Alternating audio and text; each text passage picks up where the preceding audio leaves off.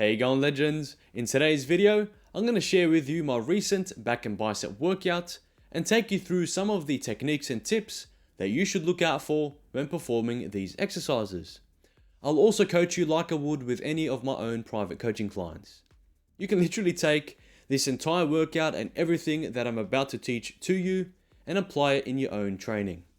I guarantee whether you're just starting out in the gym or an advanced lifter like myself, you're gonna be learning a thing or two. So, without further ado, let's dive right into today's juicy back and bicep workout. First things first, yes, I always warm up before my workouts, but I'll skip that for today to save you some time to get right into the good stuff. The first exercise of the workout is the plate-loaded machine lat pull-down. Easily one of my favorite exercises to perform on pull day.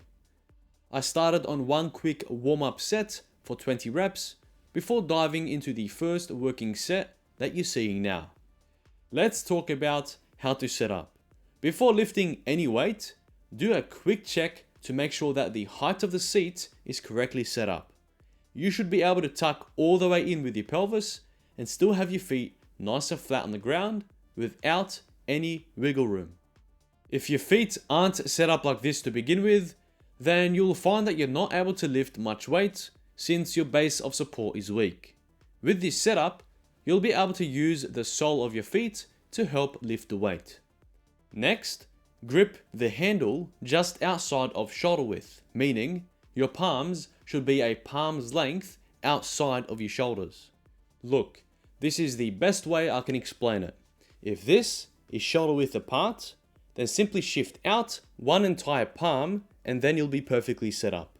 From here, bring your elbows in roughly 30 degrees and keep it there. Good, so now you're set up with your hands and feet, just come back a little with your torso, squeezing your core, and that's it. The aim here is to simply maintain this technique and form with every rep from start to finish. I performed 3 heavy working sets. The tempo on the way up was nice and controlled. The rep ranges were between 8 and 15 reps. However, in my final set, I also added in a drop set from 120 kilos all the way down to 40 kilos. The next exercise of the workout was a unilateral version of the plate-loaded machine lat pull-down, meaning single arm. The same setup from the previous exercise is going to apply here as well, with the only difference being that you're now isolating only one half of your back. I recommend alternating hands after every 2 reps because this approach will help prevent one side of your back fatiguing before the other, before you finish your set.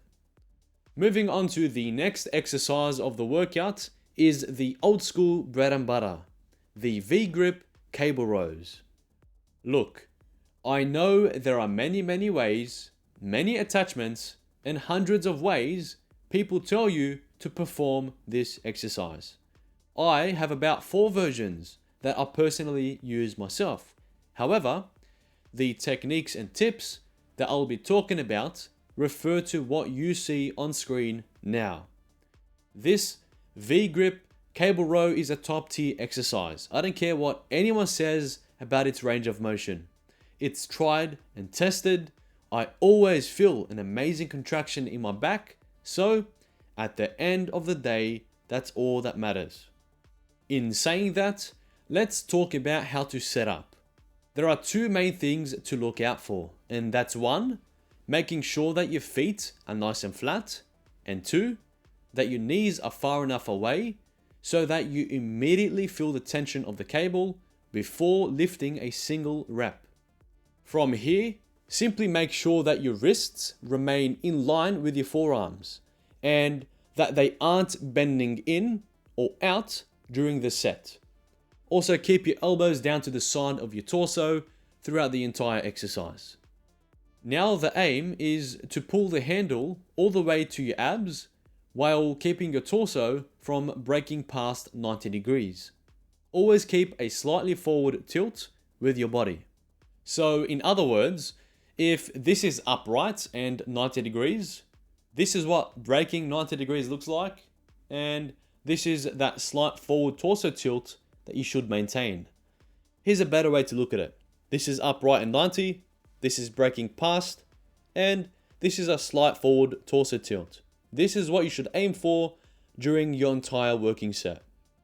Good, so now you're completely set up. Aim to get the full stretch in your back during the eccentric while squeezing your core, and that's it.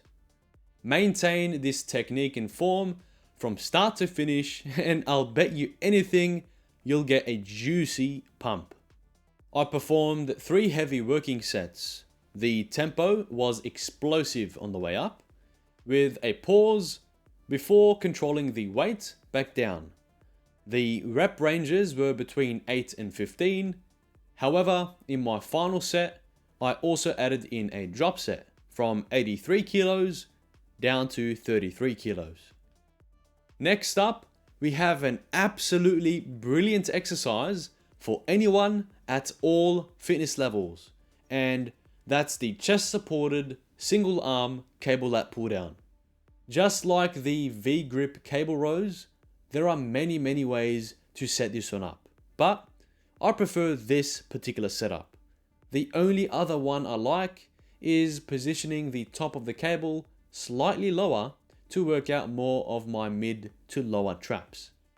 But anyways, getting back on track, I always use a single D-handle attachment and place the bench in a slight tilt away in the opposite direction.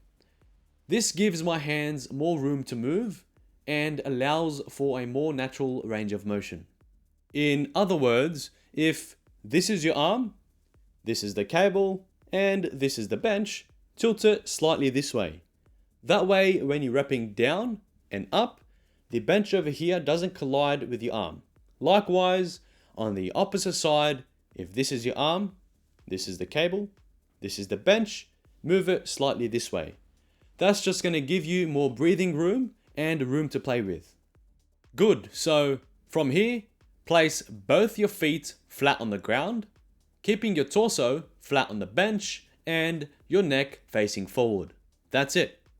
Complete half the set on one side before making the switch to the other side of your body. In total, I completed 3 heavy working sets. The tempo was explosive on the way up, with a nice pause at the peak before controlling the weight back down. The reps were 10 each side consistently. To wrap up this incredibly juicy workout, I threw in my favorite bicep exercise of all time. There's no other exercise that will even compare to the pump you're about to receive in your little tiny arms. But it's called the double cable supinated bicep curls. Just know that you heard it here first, ladies and gents.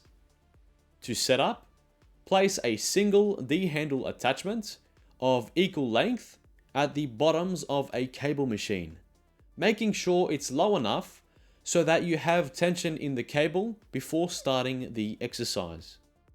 Never forget that supinated means that your hands are facing up with your thumbs facing out.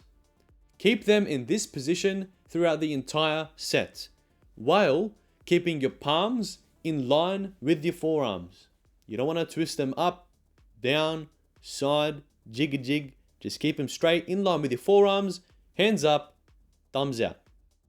When you pick up the cables, do a quick check to make sure you're in the center. You could also set up something on the floor beforehand in front of you to indicate where the middle of the machine is. From here, simply take 1 or 2 steps forward, then puff up your chest, squeeze your core, and make sure that your elbows remain to the side of your body as you're wrapping up towards your chest. You do not want your elbows shifting at any point during the lift, or your core to lose contraction. During the eccentric, so on the way down, fully extend your biceps to achieve maximum flexion. And on the concentric, so on the way up, squeeze your biceps as hard as you possibly can. This is honestly an exercise that you can push all the way to complete failure with no repercussions. In total, I completed 4 heavy working sets. The tempo, as you just saw, was explosive on the way up, with a long pause and contraction at the peak, before controlling the cables back down.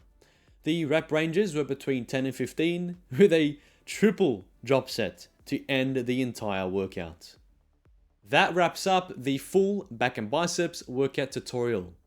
I hope this video was able to teach you a thing or two that you can take and implement into your own training. If you did learn something, then comment below and I'll make more coaching videos like this one. Finally, if you need additional one-on-one coaching, you can find the links to my website down in the description below. While you're there, don't forget to leave me a thumbs up and slap the subscribe button for a yearly supply of gains.